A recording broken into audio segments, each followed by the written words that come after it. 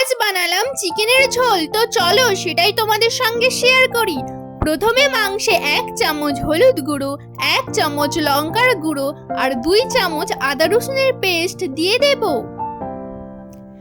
তারপর কুচো কুচো করে রাখা পেঁয়াজ, আধখানা লেবুর রস দিয়ে আর সর্ষের তেলটা দিয়ে ভালো করে মাংসটাকে মাখিয়ে নেব।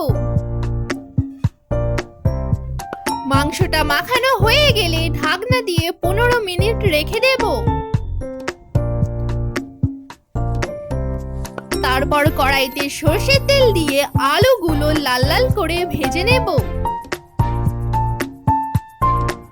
আলু ভাজা হয়ে গেলে ওই তেলে সামান্য চিনি আর গোটা গরম মশলা দিয়ে দেব।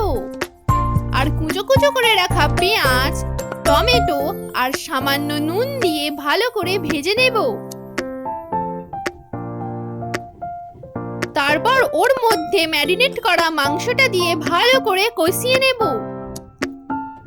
তারপর ভেজে রাখা আলুগুলো দিয়ে মাংসটাকে আবারও ভালো করে কষিয়ে নেব।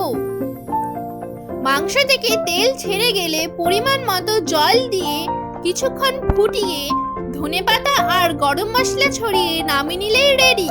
তো আমার ভিডিও ভালো লাগলে একটা লাইক আর চ্যানেলটিকে সাবস্ক্রাইব করতে ভুলো না কিন্তু।